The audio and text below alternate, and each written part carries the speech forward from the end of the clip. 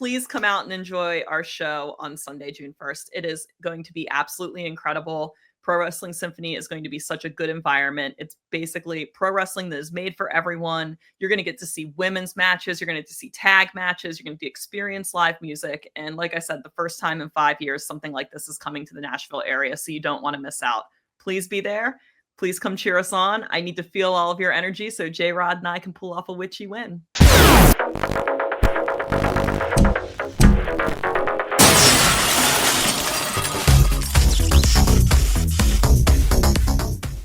What's up, you guys? Welcome back into iHeartRadio's official wrestling podcast, the Battleground Podcast. It is Battle from 105.9 The Rock, Nashville's classic rock station here in Nashville, along with my tag team partner, Eli. And man, we are super excited because Pro Wrestling Symphony makes their promotional debut this Saturday at Brooklyn Bowl right here in Nashville.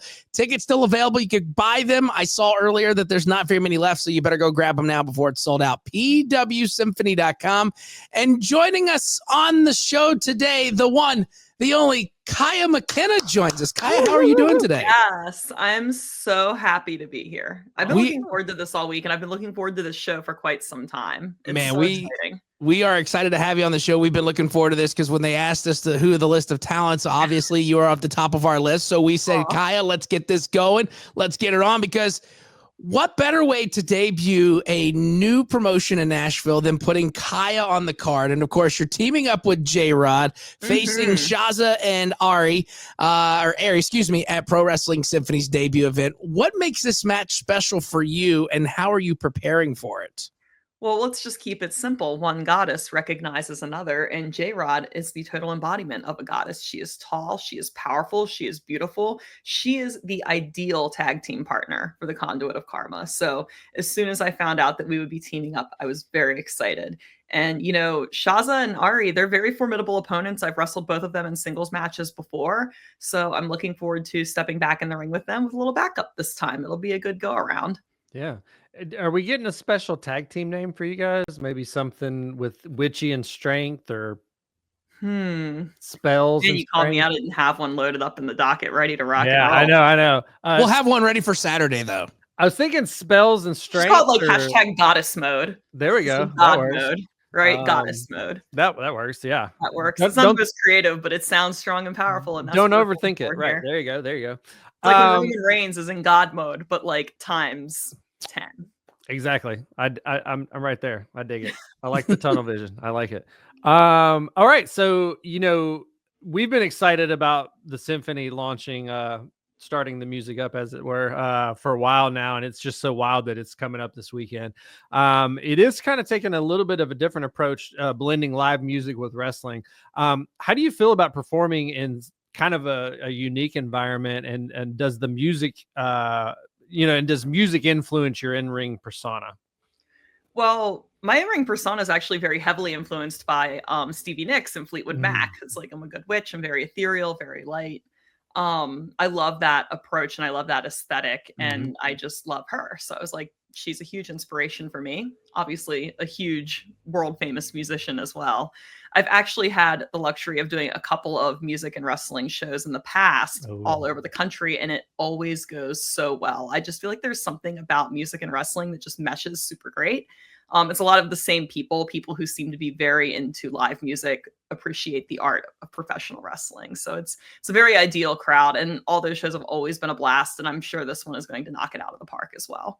Yeah. And you mentioned that, we just saw Double or Nothing this past weekend, and the very memorable spot where Kenny kind of took the music down and they played Bodies by Drowning Pool, and like the whole crowd lost it. And that probably would have happened at any arena in the world at a wrestling event. You know what I mean? Yeah. Music is such a huge part of all of our lives, right? It just ties it all together. Yeah. You can't even pump gas at the gas station without hearing music. Like, it's everywhere we go. We're surrounded by it, and everybody feels some sort of way about the music they like or don't like. Right. So a lot of people connect through music. So integrating that with professional wrestling is a great way to reach new audiences, but also bring people in that'll truly enjoy the product when they're there. Yeah, absolutely, for sure. And of course, Pro Wrestling Symphony this Saturday, Brooklyn Bowl. You can still grab your tickets, pwsymphony.com. Very few left, so go ahead and get those now. Yeah, get them now. Get them before it's sold out, and then you're going to be mad, and then you're going to have to wait till the next show that they're going to be announcing very, very soon. Spoiler alert there. I was able to pull the curtain back just a little bit and kind of give a little hints. This one, because I can't make any more tickets magically appear. So if you get caught flat-footed, Conduit of Karma can't help you this time. For people asking, that's our plug. And so she's out, so we're out. No more tickets. Hop online and buy them, please. Yeah, we're not giving. Well, we might do a giveaway, but we're not giving you tickets. Go buy them if you got money. Okay, good. So you mentioned the Good Witch and Karma, and you've got a lot of names known throughout the wrestling community, right? Obviously, the Good Witch, you're known in the wrestling world. How does your personal belief system influence your wrestling character and storytelling in the ring? I mean, it's pretty simple. I was raised witchy. My aunt's a high priestess. There's always been coven involvement in my family. So it's something that I've always been around. I've grown up in, and it's very natural to me. So to bring it into professional wrestling feels like a very natural extension of my own persona. And it doesn't feel like I'm playing this role or I'm trying to be something I'm not. I'm truly getting to be myself in the purest form. And I love the idea of being the conduit of karma, where it's like, maybe I help expedite that karma a little bit. Like, it goes through me. I am the executor of karma. And it's just such a fun gimmick to lean into. There's so much meat on the bone. I feel like it has really played into me being able to have some really fun and creative moments in the ring and some really well thought out storylines as well. Because I love the athletic part of professional wrestling, but I really love the storytelling. So having a character in a role that lends itself so well to telling stories is paramount to me. Yeah. Yeah, it's incredible. It's been very awesome to see. So I want to interject here. This is kind of off the path of our questions a little bit. So I was in Vegas last month, and I actually missed you. I was at WrestleCon, and I think you had subbed in for someone at a table, and kind of like I saw you coming in. You were leaving when I was coming in or something or anything. So just going back to that whole week and everything. I mean, what was the highlight for you for that week? And I guess just looking back on it a month now, what does an event for an event of that caliber, like that whole week, what does that say about independent wrestling? First off, it's exhausting. I'm still recovering. When it's on the East Coast, but when you go out west, there's the little bit of a time difference. So all the independent shows, you have to be up at 6:37 in the morning every day to do everything on your schedule. Yes. So I work night shift. That was a big change for me. I was very, very tired, but it's such a good experience. I feel like it kind of reinvigorates your love for professional wrestling. A lot of people going into the weekend are maybe feeling burned out or tired or stuck, but just being in an environment where everyone's there. There's 80 some shows running. The fans are ravenous. It reminds you why you're here and why you want to do this. So to me, to be a part of WrestleMania week every year is the utmost privilege, because it just is the one place that our community comes together once a year. Yeah. And when my body was tapping out and telling me I need a nap at 11 a.m., why am I I just I left the money to the promotions and just, hey, I'm supporting the cause, but yeah, it was I died Saturday after WrestleCon. So I did my Marvelous tryout. I did my ring crew duties for Stardom. I went and had my match at FSW Friday, and then Saturday after WrestleCon, I was done. I was cooked. I slept from 1 o'clock to 9 p.m. Whoa. I missed all of the first night of WrestleMania. Yeah. I couldn't do it. I was totally tapped out. So, and that was with a moderate schedule. So hats off to all of the performers that weekend that work 8 and 9 matches and do all the appearances, because it is very intense and it is very, very draining to be on that kind of schedule. A lot of exposure, but a lot of currency you have to pay for it. And at home, and I was like, oh my God, I need to sleep for 14 hours. Yeah. The bear hibernate. Yeah, it's awesome. Well, let's hop over to kind of a more well-known aspect of your career. You famously trained at Black and Brave Wrestling Academy. if I had thought about it, I have a Black and Brave hat. It's in my other room. So, anyways, famously, that would be the training school of Mr. Seth Rollins. He's current. I don't really think you can mince words. He's at this point a global superstar. I mean, let's just call it what it is. I mean, WWE is a global product. He's a global superstar. For one, I mean, what is it like to just see him continue to, even from where you started, not too long ago for just training and stuff, how rewarding is it to see him as a performer kind of go up, continue to go to new heights? And then, is there anything that maybe even something very small that stuck out from you from some training from Black and Brave that maybe, and it could be day one stuff that just stood out like you've always remembered that as a result of this? Oh my gosh. Okay. So we got 3 questions here. Yeah. Sorry. I rambled. One. Seth is incredible. He's a phenomenal performer, and it's been such a privilege to see his growth over the past 6 years. He's always been good. I remember watching him in Ring of Honor and moving his way up through FCW and then eventually to the main roster because I'm a little bit older and I've been a fan that long. But to see that trajectory is incredible, and to see that it doesn't stop. There's never an apex for him. It's always pushing the envelope. It's reinventing yourself. It's finding a stronger voice, whether it be as an actor, as a promo in the ring, what you look like visually, your presentation. He is always trying to get better and better and better, and he never stops.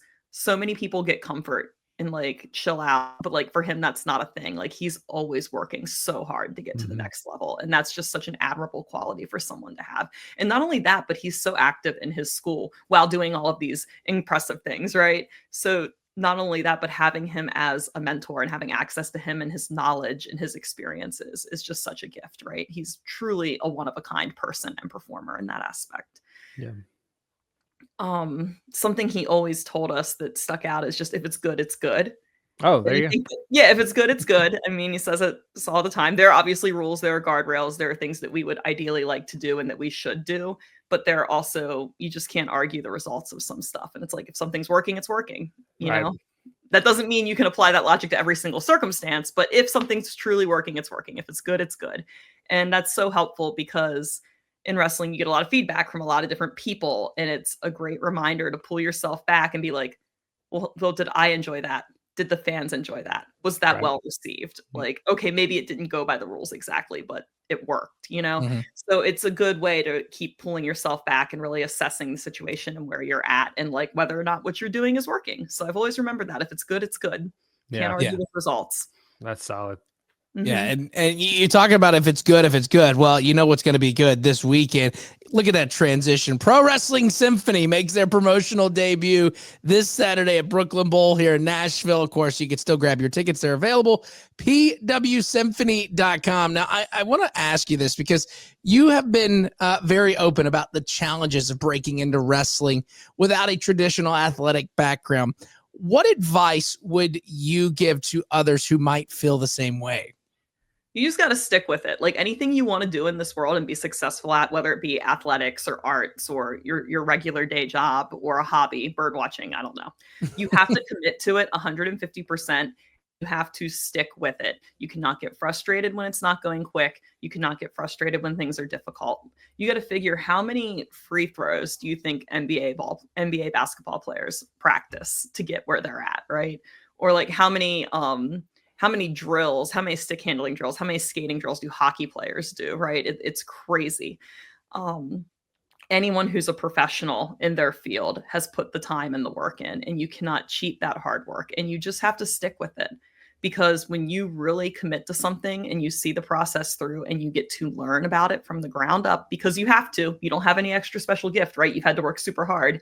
You appreciate it so much more. And when you finally start getting your success, it's so big and it's so fulfilling because of the work you've put in. So just stick with it. Don't try to cheat the system. Don't look for the quick route.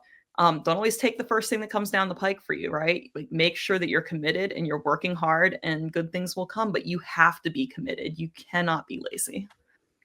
Yeah, that's solid. Yeah. You're giving like main roster answers, so that's awesome. It's very good. As we look ahead, obviously Pro Wrestling Symphony here in Nashville this weekend. For the first time in 5 years that there's a professional wrestling promotion running in Nashville, which is so crazy to me to think of because Nashville has become such a huge hub for tourism. It's a huge destination for people to have a weekend getaway, and there's not been any prominent promotion in a minute. So the fact that Symphony's bringing this to the area is so cool to me. I think there's such an untapped market there, and there's so many people we can introduce professional wrestling to, you know? Right. And a lot of wrestlers live here. Yeah, I mean, a lot of people do. It's a pretty convenient place to live if you want to be a professional wrestler. Yeah. You can get to a lot of places from Nashville. You're kind of in the middle of a lot of stuff. Yeah, and the venue that it's being held at this weekend, Brooklyn Bowl, is awesome. So if you've never, I'm so excited to see it. I've never very excited. That you're gonna enjoy it. It's a very awesome venue. So with all these, all this momentum rolling on from last month at WrestleCon and getting your name out there, and this month, big debut in Nashville, huge city and everything. What are your goals for the next for the rest of this year, both I guess personally and professionally? Personally, it's to not forget why I'm here and why I love this and why I do this. Because sometimes when you're grinding and you're tired and you're not getting anything for a little bit out of it, right? It's very easy to check out. So it's like, keep focused, be grateful, and remember why you're here. So that's one of my personal goals for the year because wrestling will squeeze your soul if you let it. You have to remember why you're here. Professionally, I want to just keep punching up into that next echelon of performers. I feel like I've done a good job making up ground since I've returned from my injury about 1.5 years, 2 years ago. It took a minute to get my feet back underneath of myself. But now that I'm kind of in a good spot, I really want to start like reaching up into that next level again, maybe doing some TV things, getting into bigger promotions, maybe traveling and having a match out on the West Coast again, because that's not an area I get to go to a lot, and having an international match, just expanding my witchy brand through the magical wrestling realm per se. There we go. Sounds like a great year so far that you're planning for 2025. And let's just go ahead and say into 2026. So, I mean, we're manifesting great things for you for this year and next year as well. Before we let you go, we always like to have fun with everybody that comes on the show. With us being on a classic rock station and, Pro Wrestling Symphony being a music wrestling show. If we were to look at your playlist right now, if we were to scroll through it and we just kind of starts going and scrolling and be like, didn't think she listens to that song. What's that song that's going to surprise us that's on your playlist right now? Oh my gosh. So I just pulled up because I'm actually sitting at my computer. I can see my on repeat, right? I can't lie here. I know what's exactly on my playlist. And I have been really, really into Turnstile, apparently, the past. There you go. They're a Baltimore band. I'm a Maryland girl, so very big supporters of them. I just watched a clip from their show from, I guess it was in Baltimore, where they were just kind of out on that stage in the middle, and the crowd was just all around them. And they were jumping up on stage and jumping off. And I was like, that reminds me of like 90s Seattle. Like that's just awesome. great. Yeah, very awesome. Old 90s hardcore feel too. And and it's just wild to see them continue to grow, and like big people are starting to name drop them. Like, oh, I like their new album and stuff. And they're not really a small band anymore. No, they're not. And I've always loved that like they infuse like the DMV culture in their music. Like you can hear the go-go drums, and I just think that's so cool. The other thing I have on here that I have been listening to a lot is Bad Nerves. I'm a huge Bad Nerves fan. I just love, they're just like gritty punk rock, garagey. They're not too like poppy. It's awesome. I grew up in a beach town, so that type of music is right up my alley.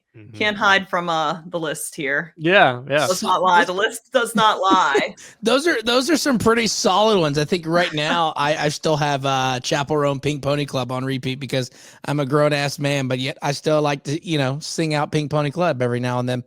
There you go. What do you have? I was gonna say I'll tell mine. So Idols has been I've been I love Idols. Oh yeah, they've been just it's more of a rediscovery. Like there was things I missed pre-COVID, like holy shit, like what, but I've mainly been getting into ready for the new Wet Leg that's coming out. There you go. The Catchy's Fist and CPR are the first two songs, and they're solid. So yeah. I think people would be surprised if they knew that was in my playlist. So. I've got some heavier stuff on mine too. I've been into Malevolence lately. I Oh love yeah. The new Bleeding Through album's incredible. I remember see Bleeding Through when I was like 14 in middle school and high school. Like their sound has gotten just better over the years. They don't sound like they're just trying to do their old shit, but it's so good. And it looks like I have Kublai Khan on here too. I've been into that. So I do like some heavier stuff as well. Yeah. That's a little heavier there. Yeah. I mean, we're just going through like random. I have this random Merle Haggard thing. Like my dad always listened to Merle Haggard when I was growing up. So like every once in a while, I just need to listen to like endless amounts of Merle Haggard for some. Oh, you have to. That was like the other day. Yeah, I love Merle. You got to throw like a random country song. We had Josh Alexander on the other day, and he was like, "Yeah, on my workout playlist, I got Lee Bryce, Hard to Love," and I'm like, what? Like, okay, whatever works, I guess. Well, awesome. Range. It's good to have range. It is, right? Exactly. We have to have country on there, right? For sure. There's got to be some sort of country record on there.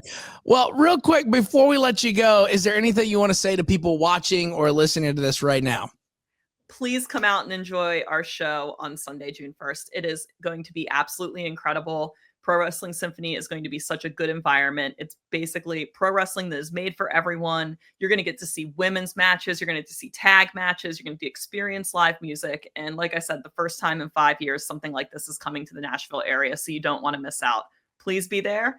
Please come cheer us on. I need to feel all of your energy so J-Rod and I can pull off a witchy win.